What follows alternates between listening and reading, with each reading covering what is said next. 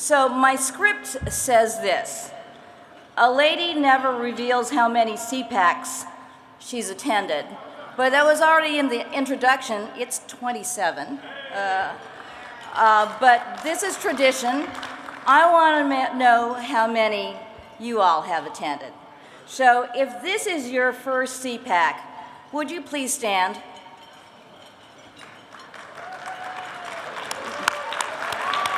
Welcome to the movement and CPAC. Thank you. Thank you. Thank you. Please sit down. If you have attended at least 5 CPACs, stand up. 5 or more. If you've been to 5 or more CPACs, stand up. Head table 2.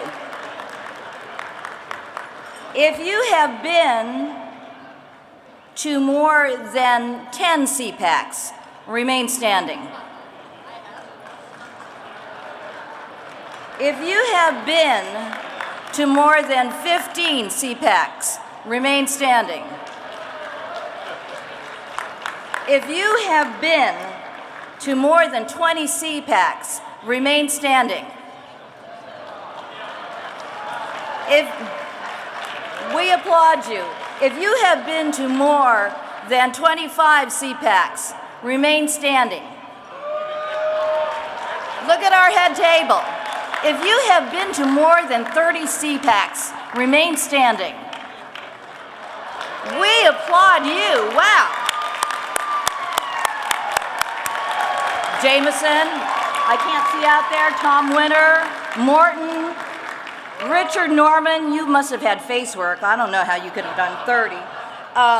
Now, dare I ask, if you have been to 41 CPACs, stay standing. We have some. We applaud you. I see you, Jameson, at the beginning. I see you, Ron Robinson. I see Tom Winter, and I can't see who that is. Morton. Many, many, many thanks, and your leadership. But for your leadership, we would not be here. Now, this was inserted just for fun, because it actually happened in our family. If you met a spouse at CPAC, do you have the nerve to stand up? Because we would like to applaud your family values. Well, hey, oh my God, Donna Keene and David Keene. David didn't stand up, so, okay, fine. Okay. He doesn't remember Donna, it's all right. All right, we're going to do our first award, and it's an important one. In June of 1987, my family, my son, my husband, and I were riveted to the television by a young lieutenant colonel who unfailingly stood up for freedom under intense congressional scrutiny. I did not know that man, but I admired him. And I'm really honored to say that today, he's a good friend. He's loyal, he's trustworthy, he's a patriot, he's a man with a servant's heart.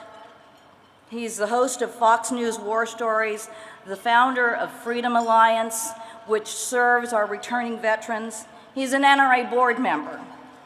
You all know him as a tough guy, and he is tough, but he's also a spectacular husband, a loving father, an excruciatingly doting grandfather.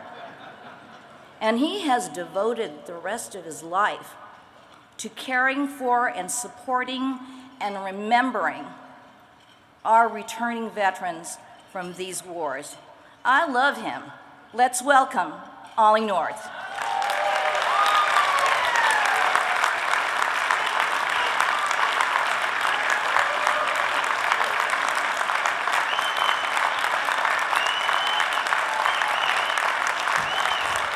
I didn't notice Millie had a little I usually stand on a sandbag when I'm overseas with the troops because they're so much bigger than I am.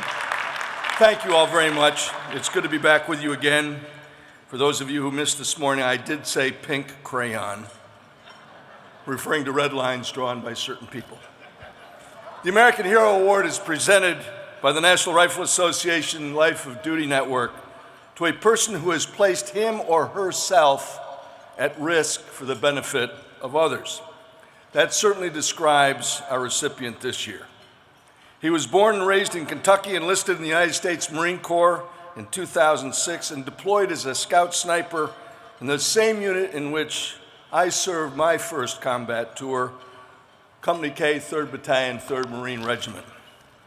Mine was to Vietnam in 1968, and his was to Fallujah, Iraq in 2007.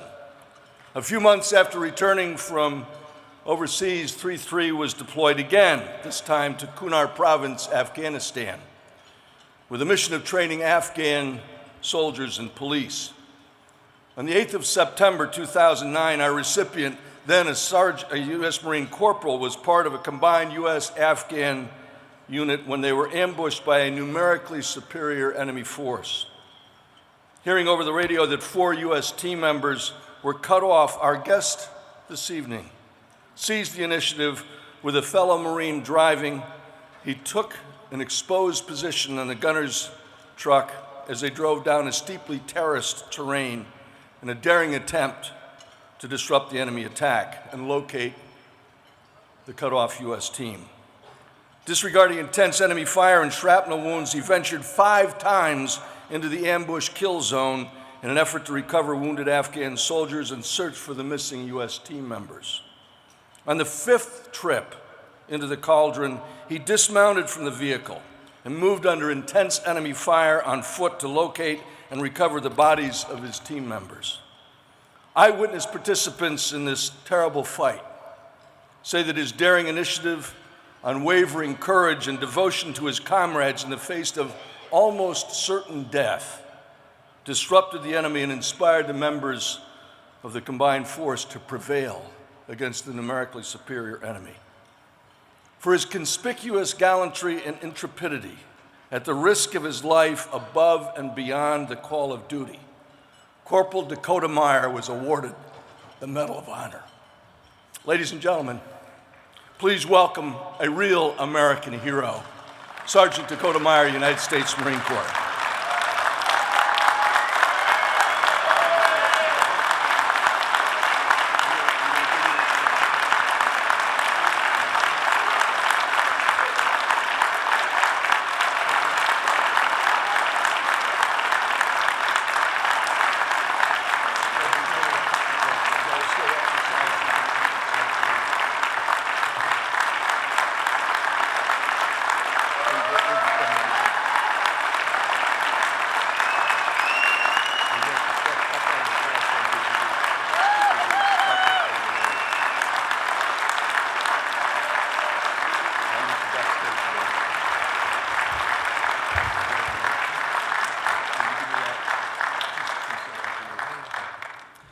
Well, I guess I got to stand on this. Is this for you? So, I want to talk about what real heroes are. Real heroes are the men and women who are over there fighting right now and who are going out and protecting our ways of life so that we can be here. Whenever I received the Medal of Honor, I said I was going to accept it on behalf of all of them and on behalf of the families that have supported it, and I'm going to go out and I'm going to make a difference and raise awareness. And it's groups like this that I don't have to raise awareness because you all know.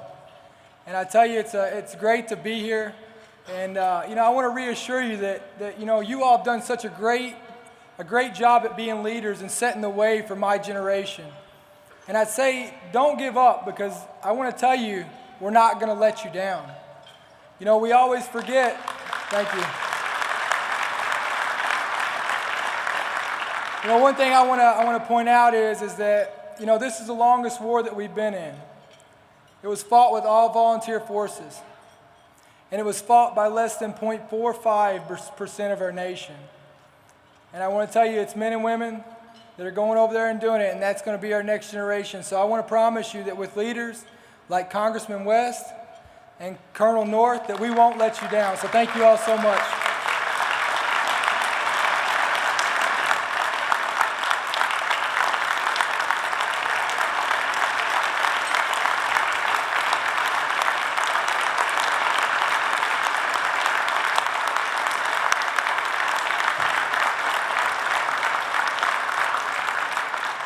That is a fine young man I've gotten to know, love Dakota. We've been trying to give him this award for 2 years, and I'm finally glad he showed up to collect it. So, this is the 50th anniversary of the founding of the American Conservative Union. This CPAC has been focused on what lies ahead: new leaders, new technologies, new ways to express our ideas to new generations of American. But you know what? No movement can know where it's going unless it has a clear memory of where it's been. So tonight, the real treat is we're going to take a few minutes to reflect on the earliest years of ACU. But I'm going to start with a young person to bring us into that. The official sponsor of tonight's banquet, as I said before, is Town Hall Media. So I'm really proud to introduce a man who informs over 15 million conservative or inquiring minds every day using the Town Hall Media machine. Gaggle of sharp writers and thinkers. Please give it up for Town Hall Vice President and General Manager Jonathan Garthwaite.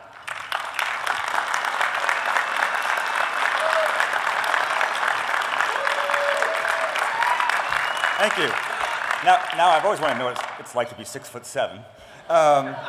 So I've got about 30 seconds, and probably most folks would want to talk about what they are. But if I need to tell you what townhall.com is and hotair.com and Twitchy and all that, then we're not doing our job. So let me take the 25 seconds or so that I've got left to recognize 4 groups of people, or one big group of people and 3 others.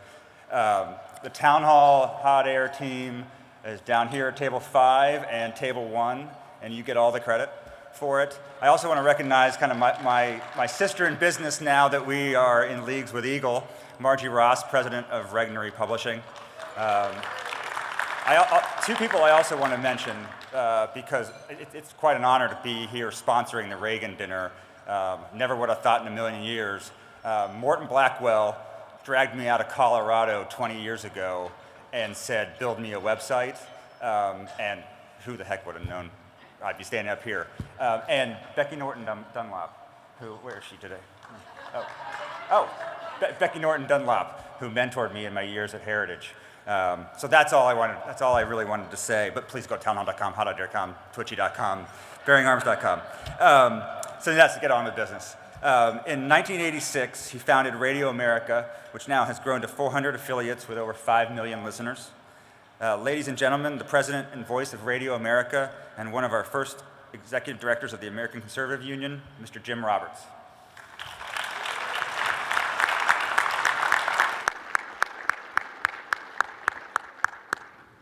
Thank you very much. Good evening, ladies and gentlemen, and welcome to this celebration of the 50th anniversary of ACU and the 40th anniversary of CPAC.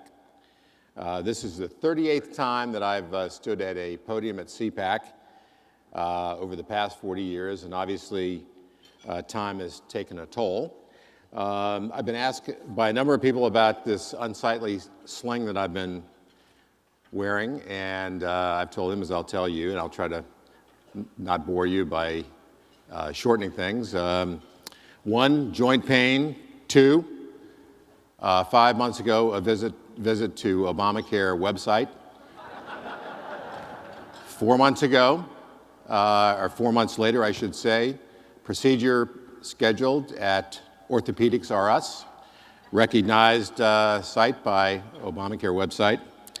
And here I am today. And so, what do I say? A little discomfort still, and I'm still in a Percocet haze after 9 weeks, but yeah, I can hear overall, I'd say my knee replacement surgery went very well. Well, ACU at 50. Let's look back for a minute at 1964.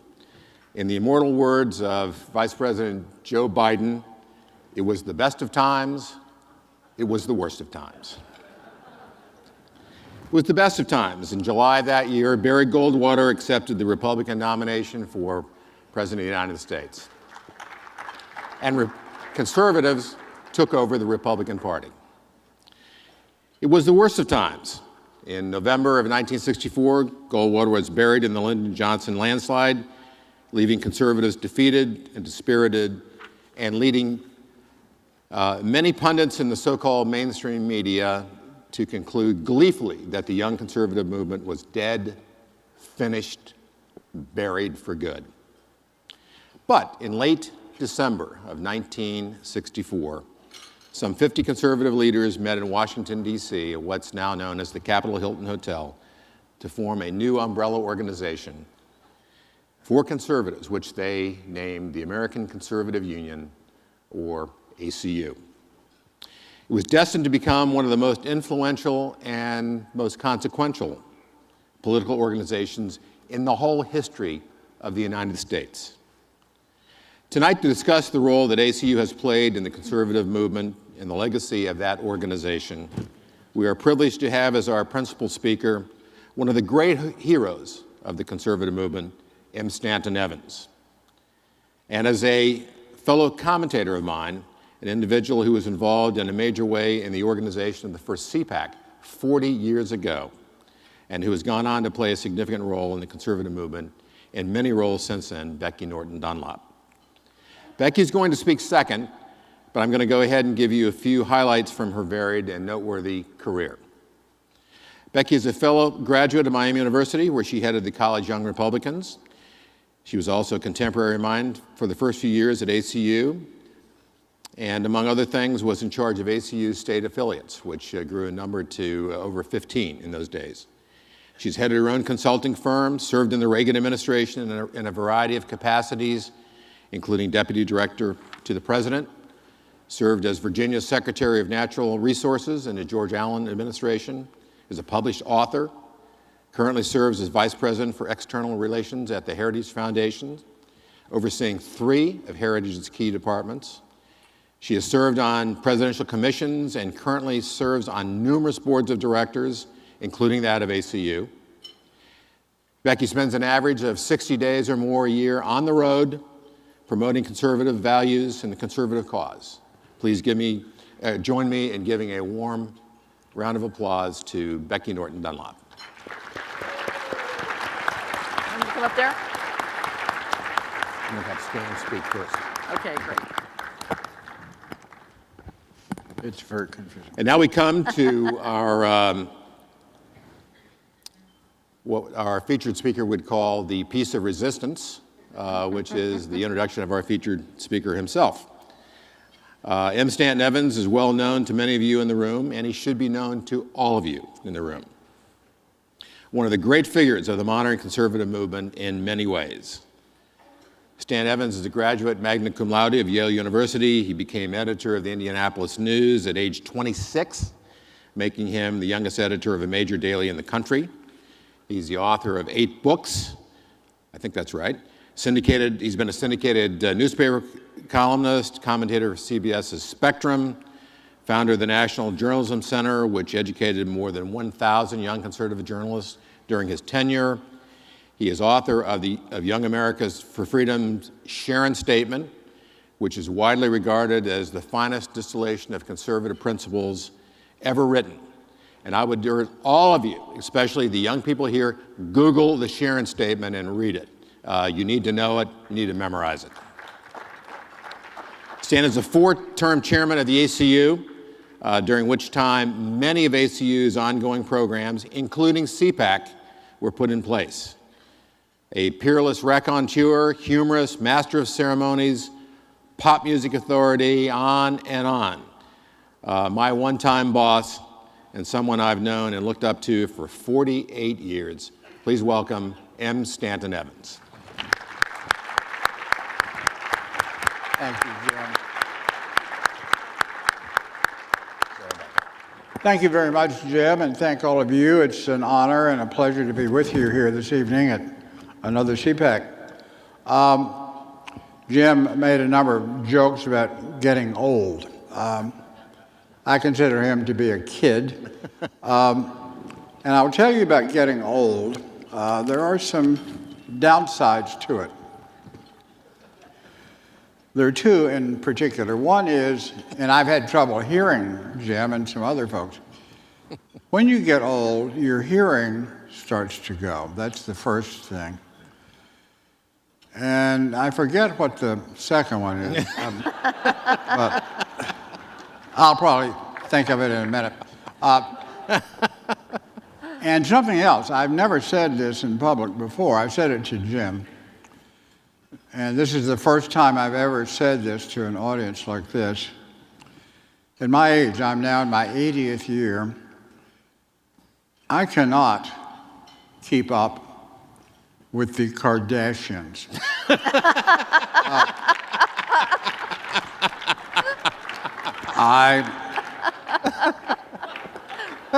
I've tried, and I know somebody has to. But there are too many of them, and I can't tell them apart. One of them, I think, is married to Lamar Odom. Am I right about that? Well, you young people would know. And I pass that torch to you of keeping up with the Kardashians. Now, Jim has mentioned the founding of ACU, which was indeed 50 years ago this year. And it featured people like William F. Buckley Jr. and somebody that needs to be recognized a little bit more than he has been, and that is Tom Winter. Tom, would you please stand up? Longtime editor of Human Events and founder of ACU. Jim mentioned that ACU was founded in the aftermath of the Goldwater defeat. And speaking of defeat, I think we've got a problem today with defeatism. And one of the things about being mature, as I am, is that you have perspective that others don't have. And I well remember the Goldwater debacle when we won, 6 states in 1964 for Goldwater. We were defeated by 2-to-1 majorities in both houses of the Congress. I think we had either 16 or 18 governors when that was all over with. We were squashed flat. We were stomped on. We were buried. And one thing that you young people may not appreciate, we had no grief counselors. I know, it's hard to believe, but we did a different era. And there were things that were just totally contrary. For example, we had TV. We did have TV. But we had no remotes. So, imagine, if you will, you're watching your favorite TV show and you want to change channels. Get this, you have to get up out of your chair, walk over, turn the dial manually to get a different program. The malls were not covered. If you went out of the Gap to Radio Shack, you were like outdoors. I mean, well, the point is, we were tough people, and we were raised that way. We didn't know any different. And that being so, we were not demoralized by being crushed in the 1964 election. And we immediately went to work to rebuild, to institutionalize, and that is a word that can be misunderstood. It could sound like being put in a mental hospital, but it actually meant to create institutions that would carry forward the conservative agenda that we favored, and that was the genesis of ACU.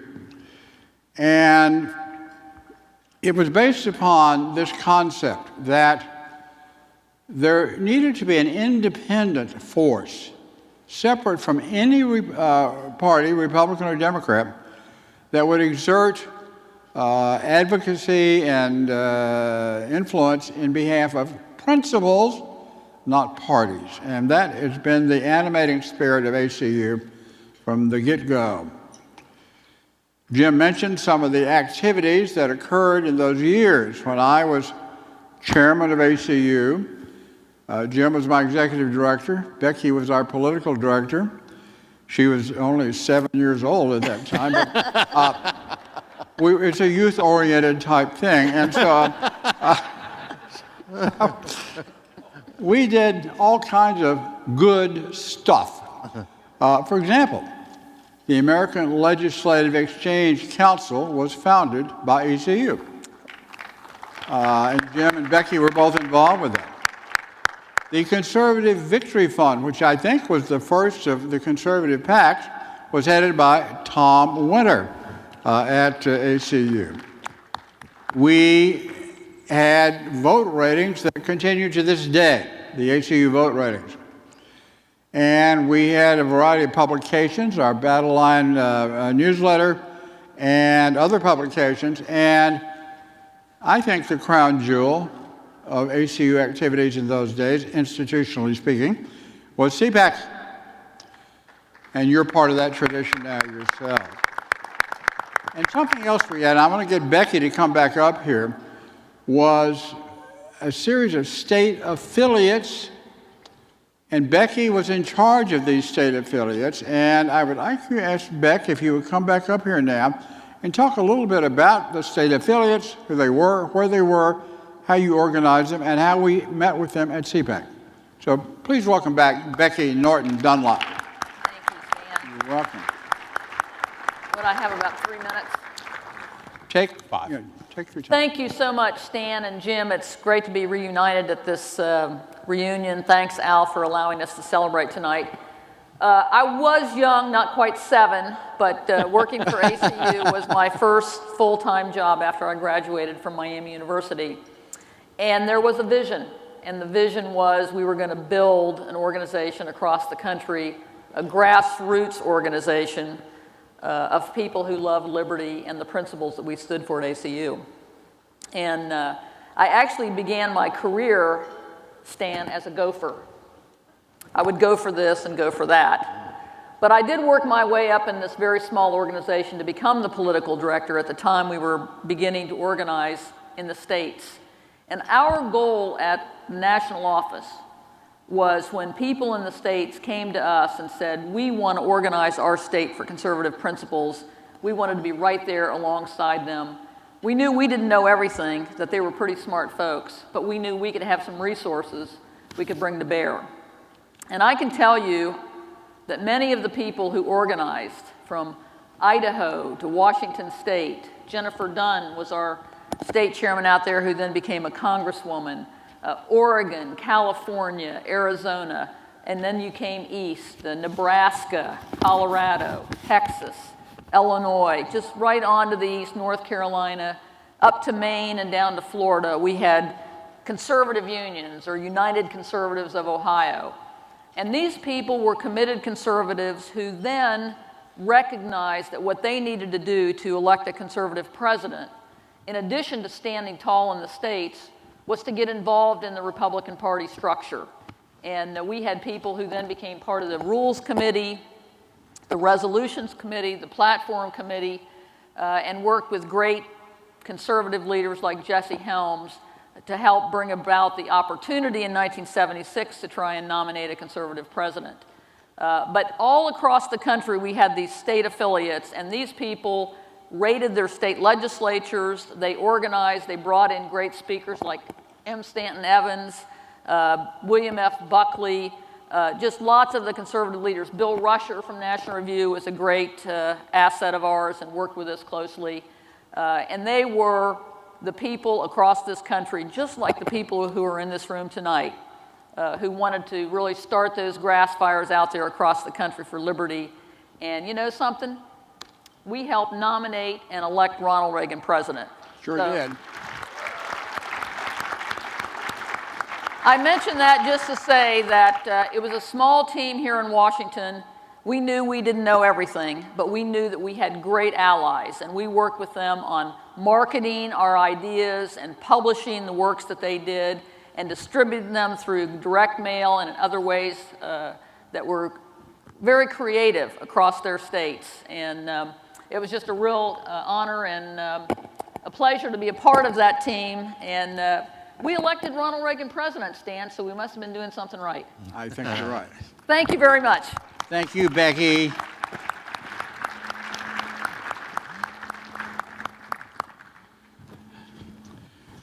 Thank you very much, Becky. That was great. And I wanted to follow on to what you just said, because the state affiliates became integral to our Reagan activity.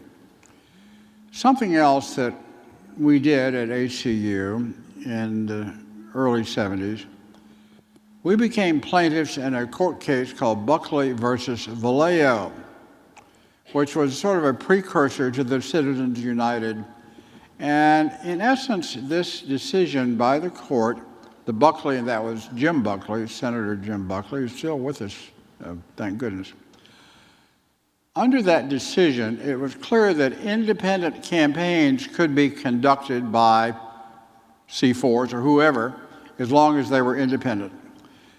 And Tom Winter, again, our offices then were in the same building with Human Events, came down to my office, I was chairman, and said, Stan, under this ruling, ACU can run an independent campaign for Ronald Reagan in the Republican primaries of 1976. And I said, well, Tom, that's what we're going to do. And we did it. And Becky and Jim and I were all involved in that. And this is really the main thing, I think, that happened in my tenure as chairman. And Becky is so right. Ronald Reagan was closely identified with ACU, with CPAC. To give you some idea of that, in those days, the speaker at the Reagan banquet was Reagan. So you see how that works. And he was our inspiration and our philosophical leader. And looking back at that era and looking at what's happening today and listening to what's happening today, it's eerie to see the parallels. I am guessing that everybody in this room has seen the movie Groundhog Day, where the same thing keeps happening over and over again for reasons that were never made clear in the movie, but that's another matter. And that's the way I feel looking at what's happening now, what happened back then. And the thing I guess I want to connect up with, there are many things that could be said, is the myth, which is still prevalent, was prevalent then and is prevalent today. The conservatives don't want to win elections. We just want to be pure. This is malarkey. Conservatives have shown the way to winning elections. And the premier practitioner of that, of course, was Ronald Reagan. I was glad to see that Senator Mike Lee yesterday talked about the 77 CPAC, where Reagan delivered one of his many fine addresses. And that is true. And what Senator Lee said about that was very relevant and very cogent. But that day didn't come out of nowhere.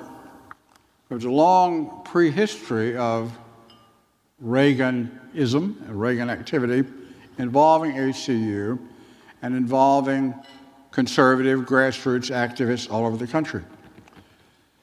And I want to read to you from that era some of the things that were said about Ronald Reagan then. Here's a quote from a very well-known conservative columnist, whom I will not name. about Reagan in 1974. Reagan has never demonstrated substantial national appeal. His hardcore support today consists primarily of the kamikaze conservatives. If Reagan were to lead a third party away from the Republican Party, it would make the party seem cleansed. That's a conservative columnist. Here is a quote from a Republican senator from Illinois that day. A Reagan nomination and the crushing defeat likely to follow could signal the beginning of the end of our party as an effective force in American life. Another Republican spokesman, very prominent. As soon as Reagan gets away from his cliches and his campaign slogans, he's in trouble. Here's yet another. No major party can long endure by directing its appeal to a narrow minority. It will not serve the nation to have our major parties polarized. No, we don't want that, do we? At ideological extremes. By the way, talking about being polarized, this weather is really brutal. That's another one. A Reagan win would be a disaster for the GOP. And I could go on. What a bunch of malarkey. That was all being said in the 1970s about Ronald Reagan. And you can replicate it today. And there are many other things I could say, but I could skip along here because it's called Beat the Clock, and it's the Evelyn Wood version of my talk. There are several lessons to be learned from the Reagan experience, and one of them involves the state of North Carolina. We have people here from North Carolina? Anybody here from Carolina? Okay. The most important election, in my experience, of the Reagan era, was the 1976 Republican presidential primary in North Carolina. And up until that point, it was March 23rd, 1976. I'll never forget it. And Becky, we had a party at your house the night of the primary. Remember that? And we were running at ACU, thanks to Tom Winter, an independent campaign for Reagan. And I'd gone down to North Carolina and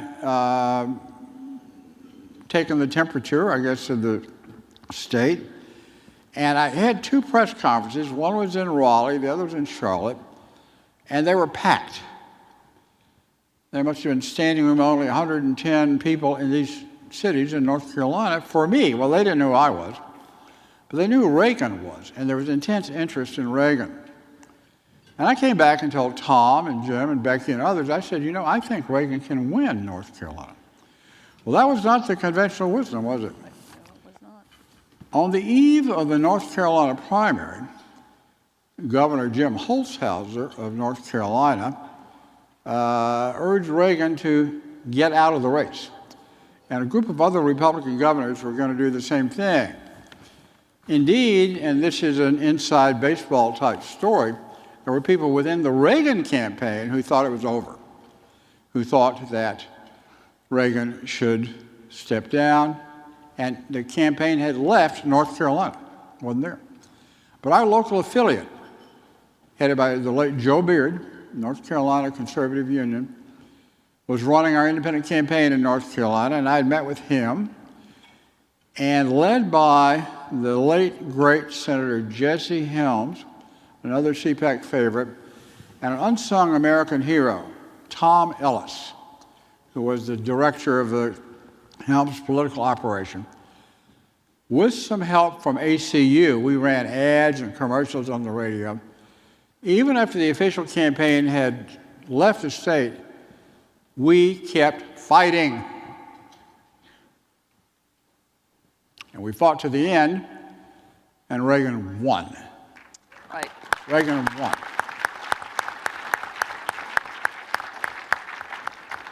And That saved his candidacy in 1976. If he had not won North Carolina, that would have been the end of it in 76. He would have never been the presumptive favorite in 1980, he would have never been the nominee, and he would have never been elected president. That was thanks to North Carolina. And there are many lessons from this, and I won't dwell on them too much. First of all, it is a mistake to think Ronald Reagan won just because he was a great communicator. He was that. But it was what he was communicating. The substance of his message is what resonated in North Carolina. It was the Panama Canal, it was other issues of that day. And that was what carried him forward the rest of the year in 76 till we got to Kansas City, and then in 1980. And one of my favorite quotes, I don't have it verbatim, was in the New York Times by a man named James Reston, who is considered a great guru of politics.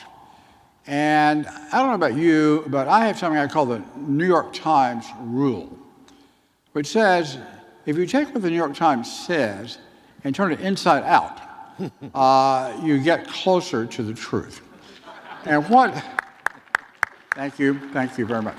What was in the New York Times was after Reagan was nominated in 1980, James Reston wrote a article saying, the Carter people, the Jimmy Carter, who was then the president, sad to say, Jimmy Carter's people were delirious with joy. They couldn't believe their good luck. They were going to get to run against this dunce, Ronald Reagan. Well, the old story is, be careful what you wish for. Reagan blew Carter away in November, and then went on to win. People who cannot win elections won 49 states in 1984. Right. 49 states. There's much more. The issues were crucial there. That's the first lesson. Second lesson is, we should not let the liberal media do our thinking for us.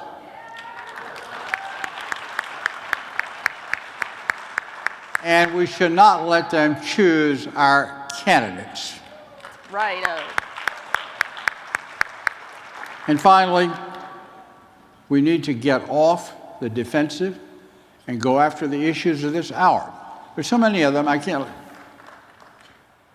White House changing the law every day. Executive orders, IRS scandal, Benghazi scandal, EPA scandal, Solyndra scandal, FCC.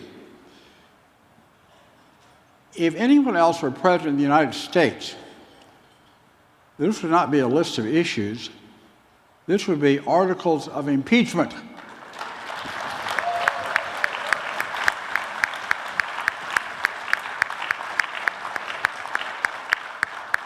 There's no reason for conservatives, Republicans, to be on the defensive. This is a target-rich environment. And something like what happened this week with Darrell Issa, and bless him, by the way. Darrell Issa is a true hero in my estimation. We need a lot more of that, and a little less of some of the other stuff we've had. I would say that I have said that Republican leadership across the river and up the road ought to be pro-life, because it spends so much time in the fetal position.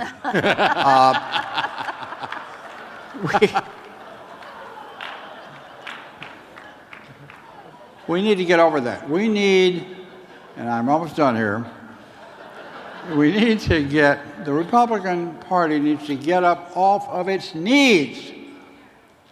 And conservatives need to stand up and stand on their principles. And if we do that, we cannot be Ronald Reagan, but we can replicate many of the lessons of the Reagan era. We can sweep to triumph this November and many Novembers yet to come. My time is up. Thank you for yours.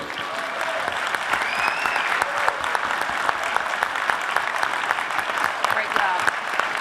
Great.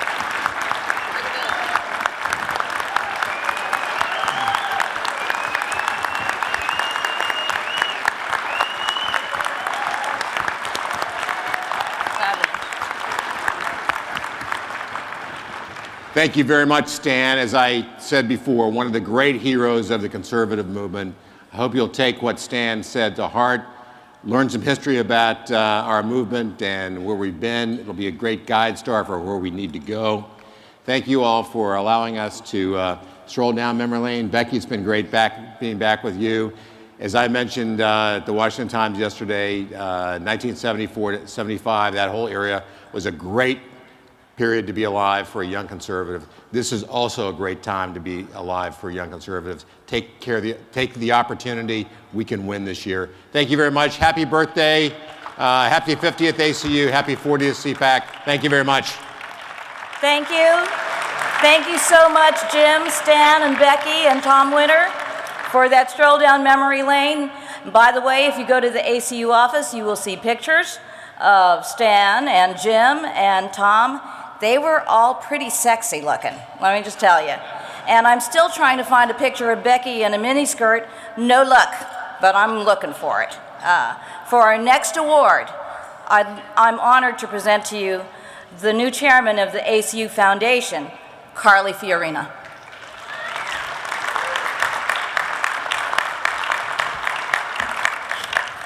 Good evening. Before I get to the business of hand, can we please give it up for our spectacular mistress of ceremonies, Millie Hallow.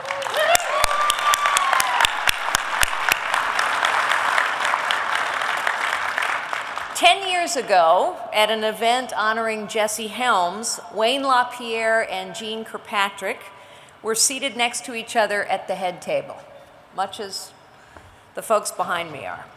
And there ensued between the two of them a conversation lamenting the liberal bent of college education. Not much has changed. Secretary Kirkpatrick suggested that there should be some public recognition of those academics who are courageous enough to tell the truth. And Wayne took it up with then ACU Chairman David Keene, and the Jean Kirkpatrick Award for Academic Freedom was born. And thanks to my predecessor, former ACU Foundation Chairman Cleta Mitchell, the Bradley Foundation for the past 6 years has underwritten this award and has run the selection process. That's how things get done inside the conservative family. So I'm very pleased tonight to introduce the moving force in the Kirkpatrick process, the Director of Community Programs for the Bradley Foundation, Janet Reardon, to present this year's Jean Kirkpatrick Award winner. Please join me in welcoming Janet.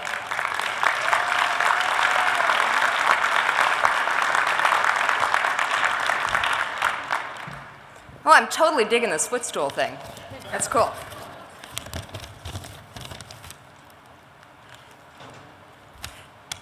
Today we live in a world where shouting down those with whom you disagree has become a substitute for debate, in which facts are twisted every which way in order to support some political outcome. A world in which reality is something that can be waved away, and when free inquiry is given way to propaganda, and speaking out makes you a target of scorn and invective. And that's just on the floor of the Senate. In academe, it's something worse. Jean Kirkpatrick was a woman of many achievements, but it was her willingness to face down hostile crowds on college campuses which led to the creation of this award in her honor. She simply refused to be intimidated. But she would have been shocked to know how much worse it is 30 years later. On today's campuses, the scholar who pursues free inquiry is a pariah, a reactionary, and an outcast. Speaking the truth, or even speaking an unpopular opinion, requires courage. And courage is something of which Robert Paquette has a great deal. He's a professor of history who has the temerity to believe that the subject matter of his classroom should not be governed by the noxious dicta of political correctness. Rather than succumb, he resigned a prestigious position and founded an independent institution where free inquiry is still possible. You wouldn't think that being a professor should require the heart of a warrior, but these days it does. It is my very great pleasure to present the Jean Jordan Kirkpatrick Award for Academic Freedom to Professor Robert L. Paquette.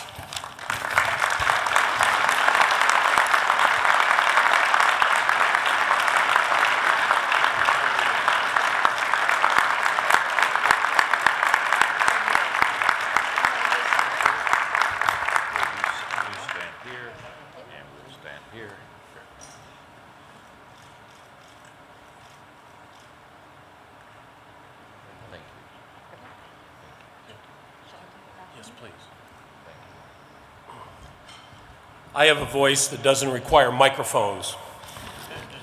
Ladies and gentlemen, officers and friends of the Lynd and Harry Bradley Foundation, the American Conservative Union Foundation, and CPAC, I am deeply honored by the Jean Jordan Kirkpatrick Award. I was floored when I first heard the news. I am humbled now, but ready to demonstrate my worthiness, for I have rolled up my sleeves to undertake the daunting task ahead for all of us in this room tonight, which task is nothing less than to repair the tattered fabric of a great nation unraveling before our very eyes at the hands of the transformationalists. I stand before you as the chief architect of the Alexander Hamilton Institute for the Study of Western Civilization, an independent scholarly center devoted, as our charter states, to the study of freedom, democracy, and capitalism as these ideas were developed and institutionalized in the United States and within the larger tradition of Western culture. Bits and pieces of the story of the AHI's rise, fall, and rebirth have surfaced in the national media over the last 7 years. Born in controversy as an on-campus center, the AHI relocated off-campus into an historic mansion that serves as our stately headquarters when the administration of Hamilton College, under pressure from radical faculty and their allies on the Board of Trustees, reneged on a signed agreement. Think about this question. Why Western civilization? You know, in 2006, at separate meetings, both the president at Hamilton College and the dean of the faculty stunned me by asking me that very question, for they wanted me to excise, take out the words for the study of Western civilization from the center that I had proposed to name after Alexander Hamilton, the college's namesake. I responded to both dean and president in words that would echo language that became part of the AHI's charter.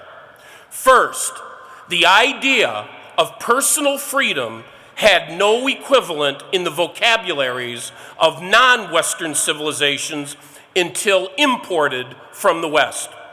Second, democracy first flourished in the city-states of ancient Greece. Third, while the propensity to truck, barter, and exchange seems to have been inscribed in humanity's genes, a full-blown capitalist system originated in England. Does not modernity, I said, imply to a great extent the momentous extension and elaboration of these ideas around the world? Jean Jordan Kirkpatrick caught the attention of Ronald Reagan by publishing in 1979 in Commentary magazine an article she entitled Dictatorships and Double Standards. The title fits the practice of higher education on many colleges and universities today, where there is a scandalous lack of intellectual diversity.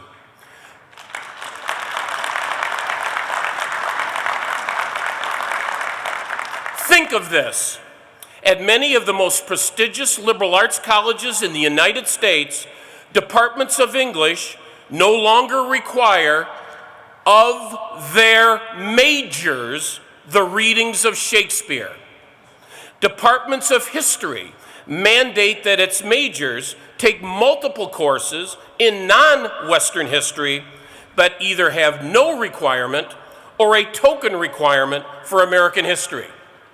Faculty, administrators, and trustees have openly betrayed the finest traditions of liberal arts education by passing off the swindle known as the open curriculum, which in truth means no curriculum, as something somehow worthy of a $60,000 per year price tag.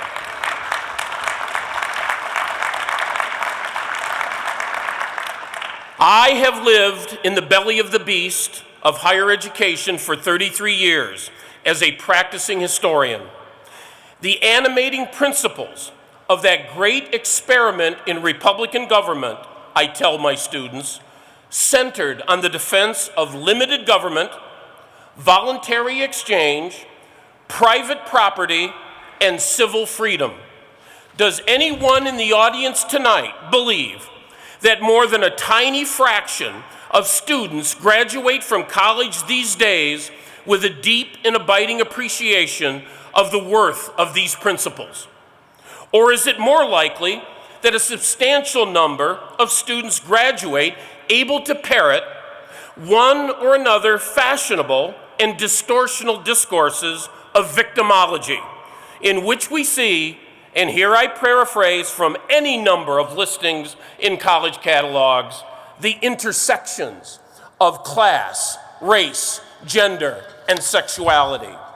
For the doubting Thomases, I say perform this simple experiment. Go to the homepage of the website of any elite college or university in the United States.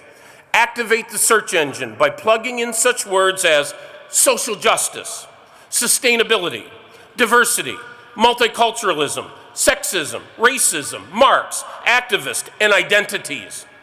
Total the references. Now perform a similar search for, say, conservative, entrepreneur, Western civilization, Shakespeare, Judaic, Aristotle, and Christian. Get the point?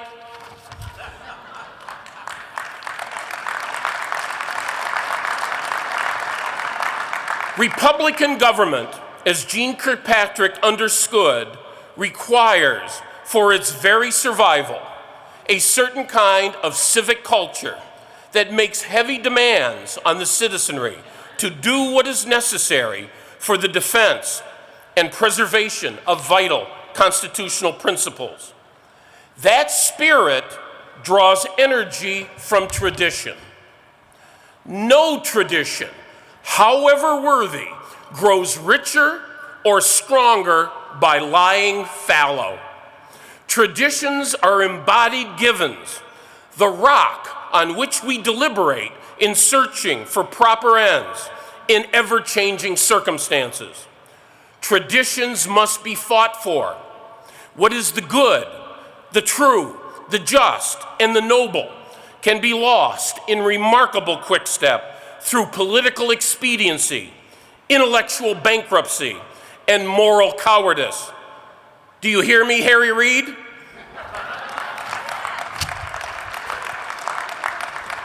Ladies and gentlemen, I have two children whom I love dearly.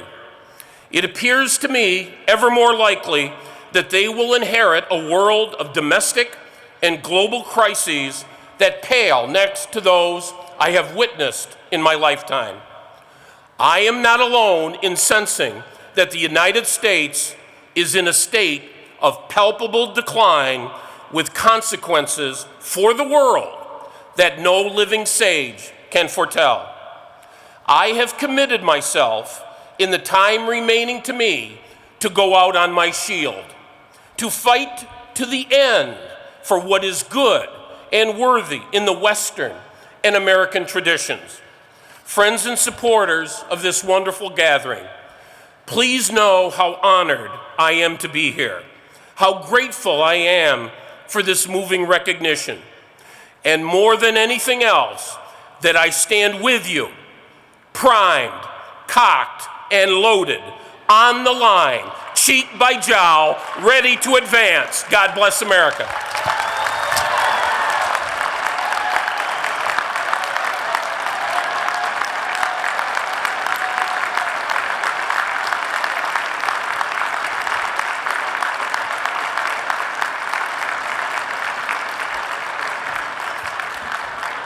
That was spectacular, and Doctor, an honor to have given you this award, and Bradley Foundation, job well done.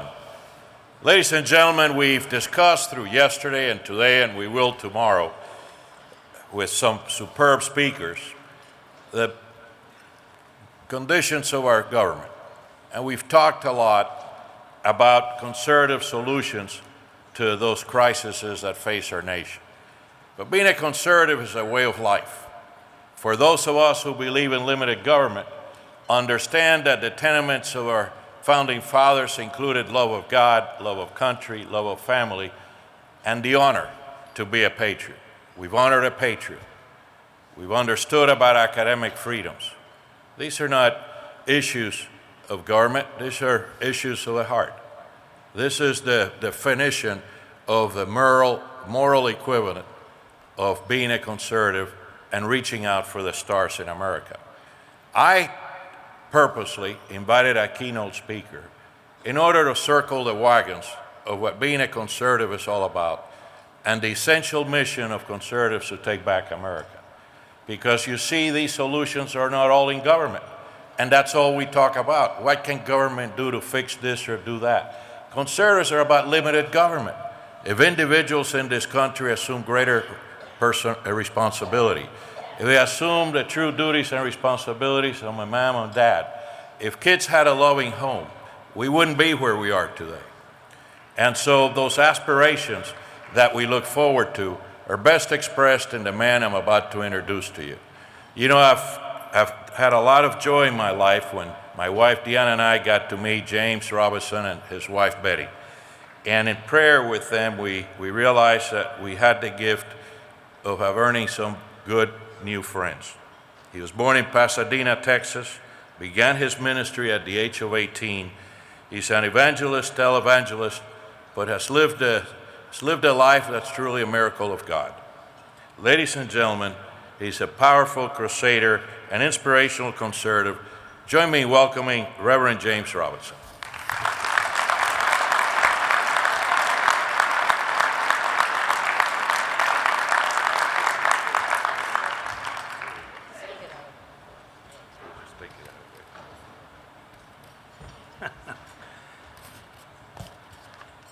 Somebody had a hot dog.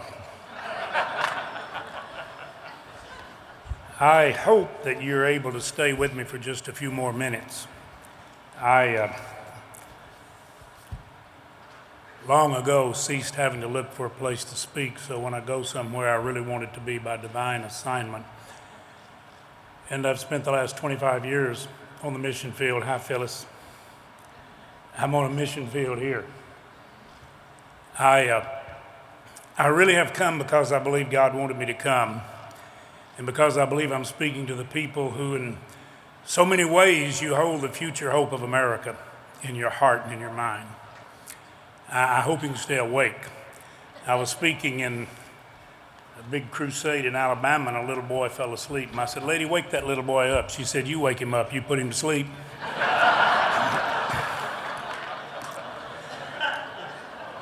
I want to tell you, Al and Diana, I love you. I loved your story today. I want to say to all of you up here on the platform, and I hope I don't lose the mic when I turn you away, I love every one of you. And to all of you out here, and I regret that some of you are too far out for you to really get eye contact, I want to say to the cameraman, since I direct television, my own program, zero in a little bit. Get in here on my eyes. We've seen CPAC. Come in here. I want to talk to you. Come right on in a little bit more. Artie, stop right about there. That's good.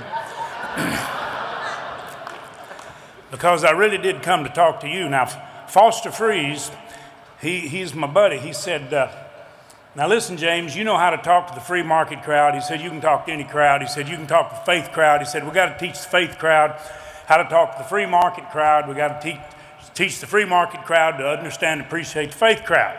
He said, by the way, did I tell you about the two preachers sitting in the front yard? sipping tea in lounge chairs. They put a big sign in the front yard. It said, "The end is near." All of a sudden, a little red sport car came racing by. Suddenly, they heard the brakes screeching. They heard a horrible sound as the car went off the end of the road and landed in the river. One of the preachers turned to the other and said, "Do you think maybe we should have put a sign up that said, 'The bridge is out'?"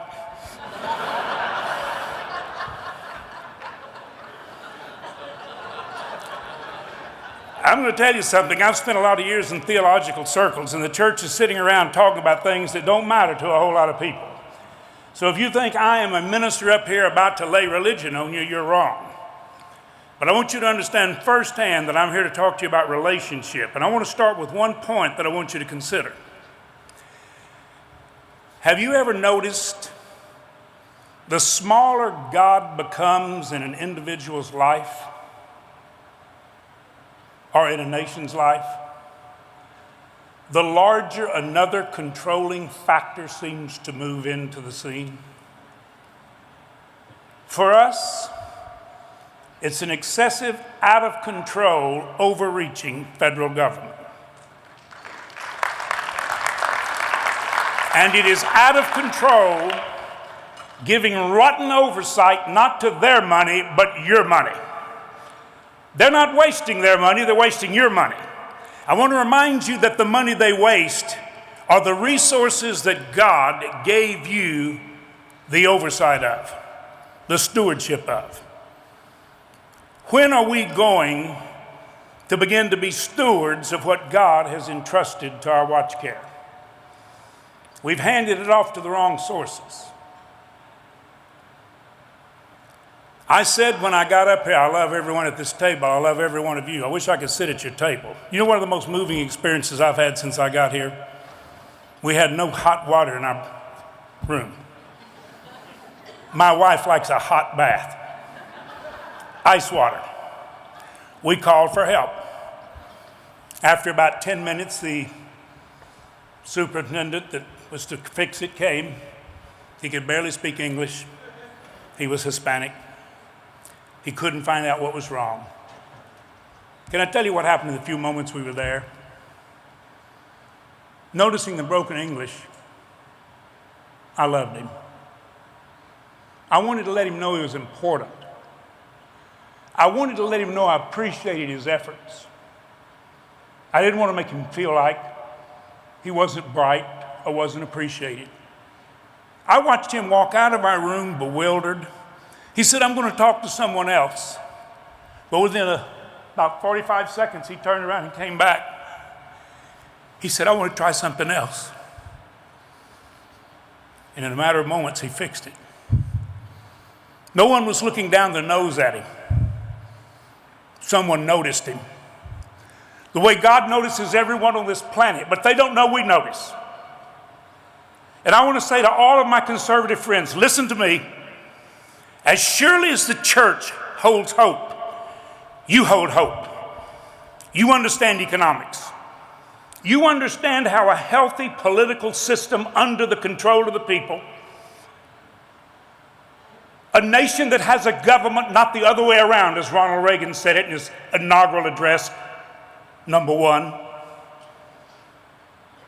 We don't have a government that has a nation. You are the ones who understand how to correct it. But until the people you must help understand how much you love them, you won't get far. The whole nation stood in awe when George W. Bush said, "I'm a compassionate conservative." I said, "My God, what's that?" Never heard of one. It's because they don't know them. They are the most charitable, the most loving, the most giving. But the problem is, oftentimes when we come together, they don't hear us. The people that feel overlooked and downtrodden, they don't know you notice. They must know. The media is not going to tell the truth about you. You've got to be determined that they hear the truth, because it is the truth and only the truth that will set us free and keep us free. You have to get that message to them. And you've got to be determined they hear it. It's been a pleasure for me to pray with the men that have been on this platform this week. to get on my knees with Ted Cruz in our home a few weeks ago and love a brilliant man, a courageous man, but also say, hey, I knew Mr. Reagan. He was some diplomat. He really did listen. Even if he knew he was going to disagree, he was interested and still unwavering. It was my privilege to pray with Governor Perry before he spoke, to pray today with Rick Santorum before he spoke, to introduce Governor Huckabee and pray. I'm not endorsing candidates, I'm endorsing principles and people who believe in those principles. I'm going to hold up a reliable standard for everyone to repair to. We must never move God's standard to accommodate our failure. You don't move truth to accommodate our weaknesses or our appetites. We hold it up. That's the message of the church, the responsibility of the church. But it should be the responsibility of every legislator and every national leader.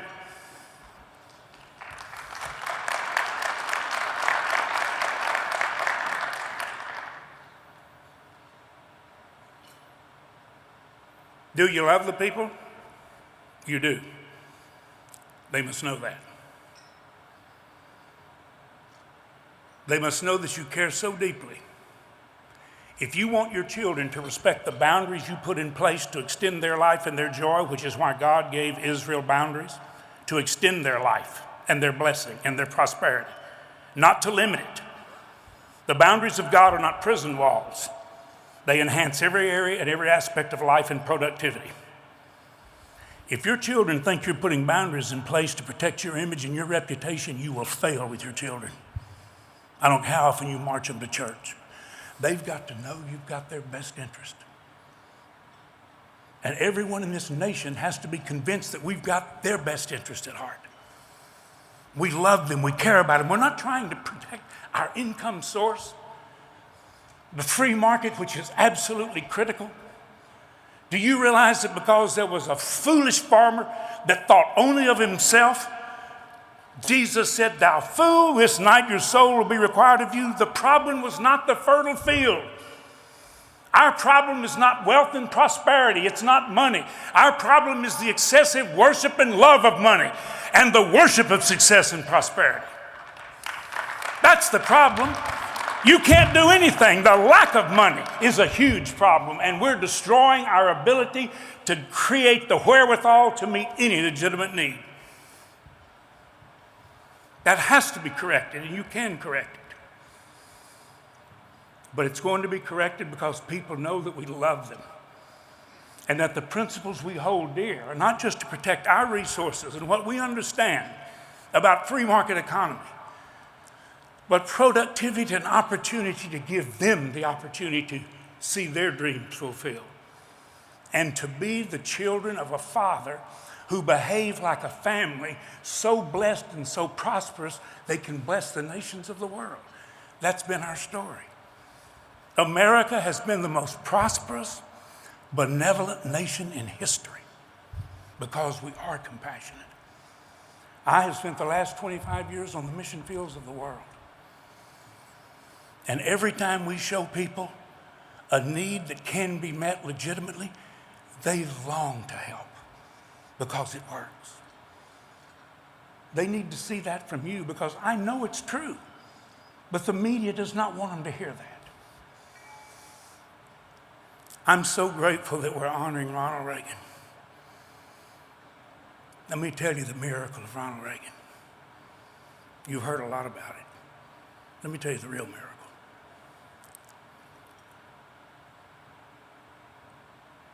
In the late 70s, I received a phone call from Billy Graham and Bill Bright, who had just left Moscow, 2 separate trips. Bill said Billy wants a few of us to come and listen to him and hear his heart. He's heard from God. We gathered in a hotel at the airport in Dallas. They secured an entire floor. And there were about 6 or 8 of us. You would know some. You would know Charles Stanley. You would know Adrian Rogers. Billy said, I stood in Red Square, and I know I heard God. And I needed someone I could tell. We have less than 3 years of freedom left. I have seen the Soviet buildup. The deceit is rampant. I know what's happening. If we do not have principled leadership, if we do not have a return to the foundation that made us great, freedom is finished. We prayed 2 days.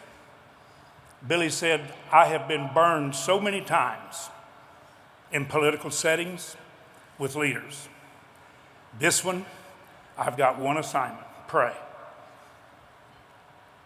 And he said this. Now bear in mind, he's a Baptist, a Southern Baptist. I was a Southern Baptist evangelist. 3 of the other men in the room were Southern Baptists. We had a Southern Baptist Sunday school teacher in the White House, born again, smiling. What more could evangelical Baptists want? A whole lot more.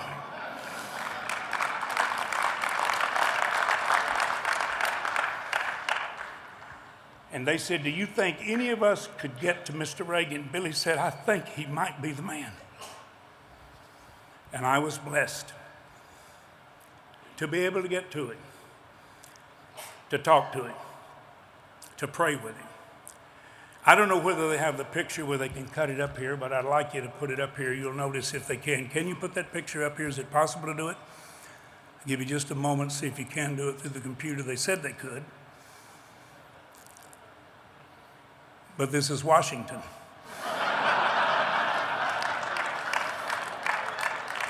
I understand that President Obama talked to the Ukraine yesterday and said they could keep their country.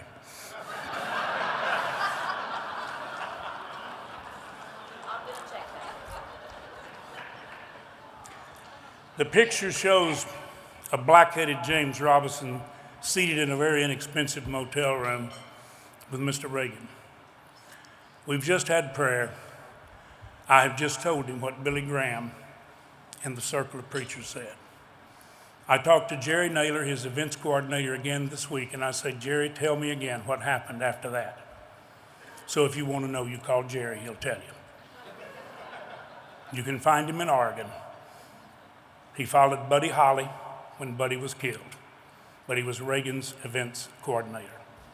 Ask him what happened. Right before we prayed, I said, I need to ask you a question. We'd had a lengthy conversation about our nation. I said, I just need to ask you a question. The only way I know how to ask it is this way. Is Jesus real to you? And he lowered his head. I wondered what he would say, and he raised his head and said, well, I never had a father. My father was an alcoholic. My mother was the greatest influence in my life. But he said, I want you to know, Jesus is more real to me than my mother. When he said it, I said, sir, I'm overwhelmed. I don't know how anyone could have given him a wonderful answer. I said, could we just pray? And we prayed together. We didn't stop. I had a vision. I said, I'd like to bring the faith leaders in America together with conservatives. 17,000 of them. Will you speak? I'm going to invite all the candidates. Will you come? He said, I'll come. We prayed all the way through. You may remember it was headlines everywhere. The last day of this month, the 31st and the 1st, on Discovery, on WGN, on ABC Family, you can watch Mr. Reagan. See if you think he was cool about the things of God. Just go ahead and watch for yourself. Don't look at the snippets. Watch him. Then the next day, listen to him and listen to the core convictions that led this nation to see the collapse of the Soviet Union, the Berlin Wall come down, taxes go from 70% to 28%, the free market freed ultimately to even make Mr. Clinton look wonderful when he was in office. And that trickle-down economics the media poo-pooed, like they poo-pooed everything he did, it gushed up because they freed investment and opportunity that Reagan set in motion. The blessings that came through that man are absolutely indescribably supernatural. Would you agree we need another supernatural visitation like that? May I suggest this to you? Please hear this. You know the story of Pharaoh and Egypt, and you know the exodus of Israel that inspired our founders. And you know God took them into the promised land. And then you know they forgot God. And as Nehemiah said, look, the land you've given us and the prosperity you've given us, behold, we are slaves in it. The prophet Jeremiah said, what are you now in the promised land doing on the road back to Egypt, back to bondage? We have been blessed to the point that I am concerned we have too often forgotten the foundation and the principles upon which this great nation was built. And we must return to those principles. I am asking you, as brilliant, concerned people, and I would rebuke to their face any person who ever for a moment implied that you don't care. You deeply care. You not only care, you know the answers. But may I suggest that you not give the impression that you do not really care what the faith community might think. That you don't really value family, marriage, life, the work ethic, personal responsibility and accountability, bringing oversight closest to the situation we're addressing, not turn it over to distant eyes and no oversight and no accountability. Please let the faith community know you deeply care what they think. That's why Mr. Reagan came to that meeting you're going to see. And when he looked at those 17,000 leaders, he said, I know this is bipartisan, and I say to every church and every minister, hold up a standard to all parties, to all candidates, and to all voters. Hold the standard up that applies to everyone. Don't waver. Mr. Reagan walked up and said, I know this is a nonpartisan event. You can't endorse me. I only said that because I want you to know I endorse you. And that was headlines in every newspaper in America, and the pendulum swung. Phyllis, you were sitting on the platform. Virtually every conservative leader was on that platform, and the building was filled with the people of faith. We need another visitation from heaven. We do need to stand on our feet. I think we'd do well to get on our faces before God and then stand on our feet for God, shoulder to shoulder, and become the shining city set on a hill that cannot, will not, and must not be hidden. That's what we need to do. And I'm praying with all my heart we'll do it, and we will once again be able to say, His truth, glory, hallelujah. His truth, His principles are marching on. Glory, hallelujah. That's my prayer.